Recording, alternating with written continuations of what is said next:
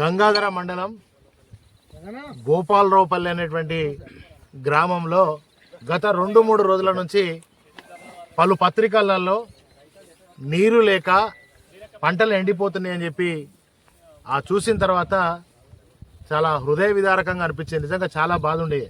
గతంలో కేసీఆర్ గారు ముఖ్యమంత్రిగా ఉన్నప్పుడు అన్నదాతలను ఆదుకొని సకాలంలో సాగుకు నీళ్ళు ఇచ్చి, అదేవిధంగా యూరియా ఇచ్చి, వాళ్లకు రైతు బంధు ఇచ్చి 24 గంటల కరెంట్ ఇచ్చి ఆదుకున్నటువంటి ఆనాటి తొలి ముఖ్యమంత్రి కేసీఆర్ గారు. అయితే ఈ 2.5 ఏళ్లలో మరి కాంగ్రెస్ వచ్చింది, కరువు వచ్చింది. ఇంకా ఇటు కరెంటు ఉండలేదు, అదేవిధంగా మరి పంటలు ఎండిపోతున్నాయి. ప్రతి సంవత్సరం 2.5 సంవత్సరాలుగా పంటలు ఎండిపోతూనే ఉన్నాయి. వీళ్లకు కాంగ్రెస్ ప్రభుత్వంలో పనిచేసినటువంటి ఎమ్మెల్యేలకు కానీ మంత్రులకు కానీ ముఖ్యమంత్రికి చిత్తశుద్ధి లేక, ఒక ప్రణాళిక లేక ఇవాళ ఏసంగిలో వానాకాలంలో కూడా పంటలు ఎండిపోయేటువంటి పరిస్థితి వచ్చింది. గత 10 ఏళ్లుగా మరి ఈ పంటలు ఎందుకు ఎండిపోలే? ఇక్కడ ఉన్నటువంటి స్థానిక శాసనసభ్యుడు ఫ్లెక్సీలు కట్టి నేను ఇప్పుడు వచ్చేటప్పుడు చూసిన అపర భగీరథుడని. మరి అపర భగీరథుని అయితే ఈ పంటలు ఎందుకు ఎండిపోయినాయి నాయన? ఈ పంటలు ఎందుకు ఎండుతున్నాయి? మరి ఎండిపోయిన పంటలను కనీసం చూసేటువంటి, రైతులను ఓదార్చేటువంటి, మరి గతంలో మా ప్రభుత్వం ఉన్నప్పుడు కేసీఆర్ గారు ముఖ్యమంత్రి ఉన్నప్పుడు నేను ఎమ్మెల్యేగా ఉన్నప్పుడు ఇక్కడ 1 ఎకరం కూడా ఎండనీయాలి. ఇదే రైతులు చెప్తా అంటే నేను వింటున్నా.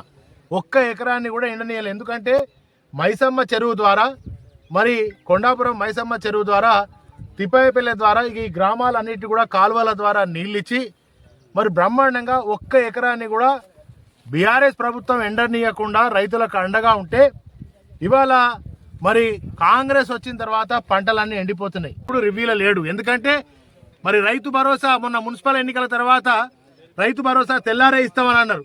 మరి ఈ మున్సిపల్ ఎన్నికలు అయిపోయి కూడా దగ్గర 4 రోజులకు వస్తుంది. ఒక్కరికి కూడా ఈ రాష్ట్రంలో రైతు భరోసా ఇవ్వాలి. ఇంకెన్ని రోజులు ఈ రైతులను మీరు మోసం చేస్తారు?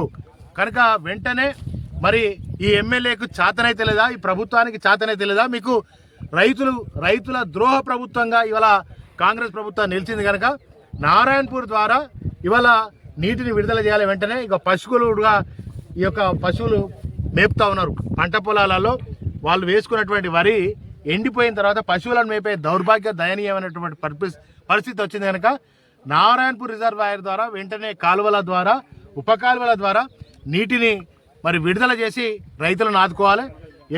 ఏదైతే అధికారుల ద్వారా కలెక్టర్ గారు నేను విజ్ఞప్తి చేస్తా ఉన్నా, వెంటనే సర్వే చేపట్టండి.